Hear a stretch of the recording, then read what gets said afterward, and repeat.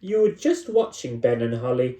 This book is the Elf Submarine. This is a good episode, so this book's gonna be sick. I'm excited. What are you thinking? Whoa. The wise old elf has some exciting news. The elves in the elf factory have made a new toy. May I present the elf submarine, he says proudly. Does it float? asks King Thistle. Oh, King Thistle. The wise old elf frowns. Of course the elf submarine floats.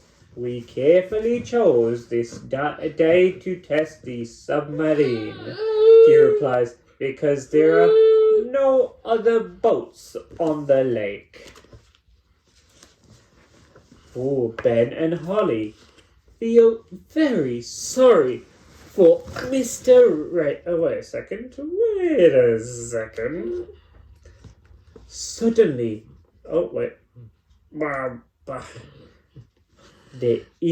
suddenly, Ben Elf spots a boat. Whose boat is this? It's Redbeard, he cries. The elf pirate. It's Redbeard. Oh, he's got a lot of treasure on his boat. Ben is right. Redbeard is sailing towards them in his pirate ship. Should the ship be leaning like that? Wonders Princess Holly. Uh-oh. Redbeard's ship is turning over into the water because he's got too much treasure at the back. No, says Nanny Plum. It is loaded up with too much treasure. Curses, bellows Redbeard, jumping off the side. The ship and the treasure sunk down to the bottom of the lake. Uh-oh. Ben and Holly feel very sorry for Mr. Redbeard. Me treasure, he cries. How will I get it back again? If only we had some way of sailing underwater to look for it.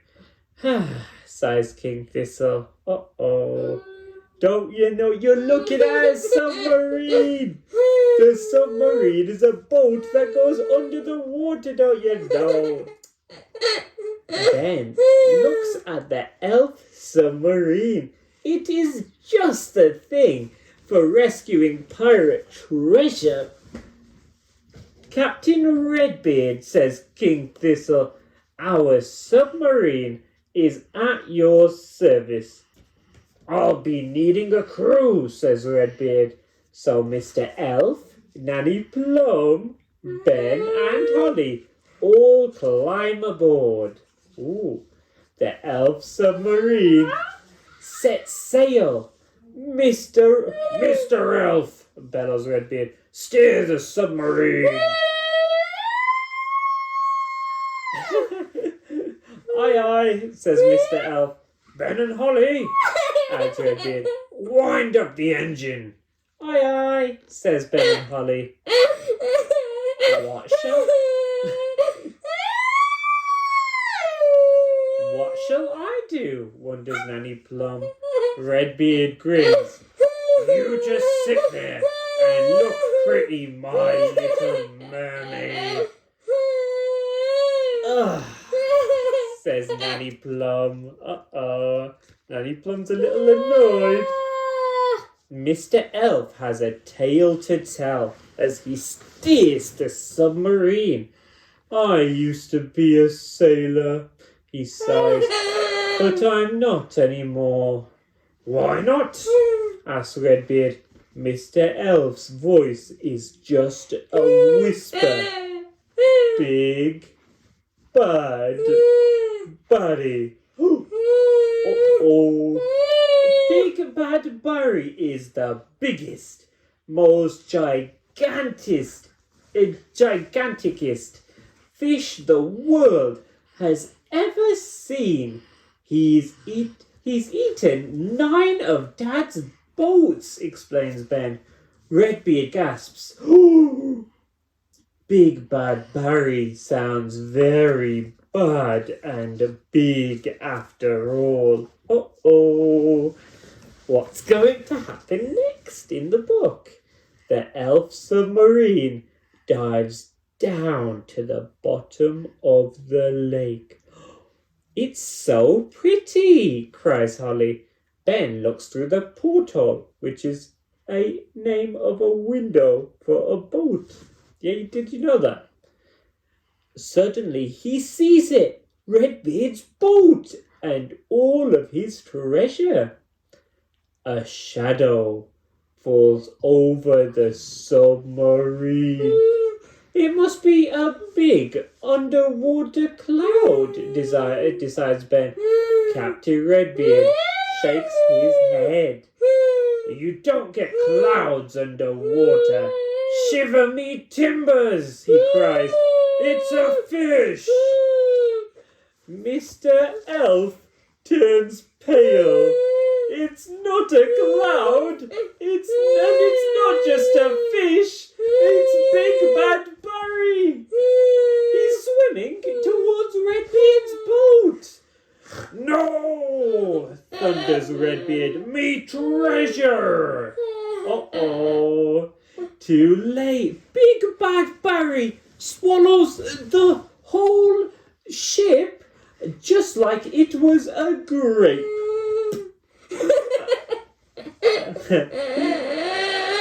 Nanny Plum walks in with a tray of tea. What a shame, she sighs. Shall we go home then? Oh, Nanny Plum! Oh, my goodness. Before Mr. Elf can drive the submarine home, it all goes dark. Where are we? Asks Holly.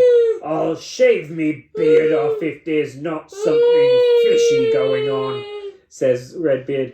Turn on the lights, Mr. Elf. The crew spots Redbeard's ship and all of Mr. Elf's boats too. We must be inside Big Bad Barry, says Ben. Ben is right. The elf submarine is in the tummy of Big Bad Barry. They've been eaten by Big Bad Barry, the whole of the submarine. How are we going to get out? Asks Holly. If we could get Big Bad Barry to open his mouth, we could just sail out, says Ben. How do we do that? Groans Mr. Elf. Oh, no. Nanny Plum decides to phone the wise old elf for a bit of advice. Someone needs to talk to the fish, says the wise old elf. Nanny Plum smiles. I can speak fish, eh?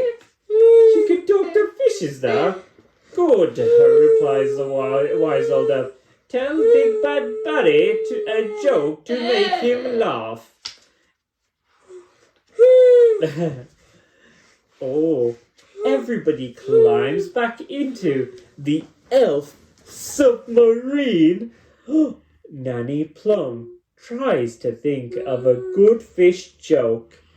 I know, she said. Glug, glug, glug, glug, glug. Glug, glug, glug, glug, glug, glug, glug, glug, glug.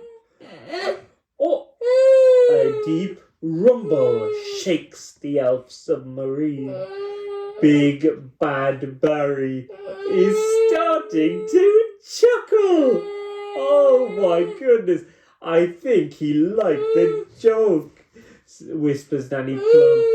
Big Bad Barry laughs so hard. Oh ho ho ho! Ah ha ha ha! Glub glub glub glub blah blah blah blah. Is that how fishes laugh? Oh, silly Big Bad Barry. Big Bad Barry laughs so hard that he spits the elf submarine out. Full steam ahead, roars Redbeard. Uh-oh. The elf submarine floats up to the surface.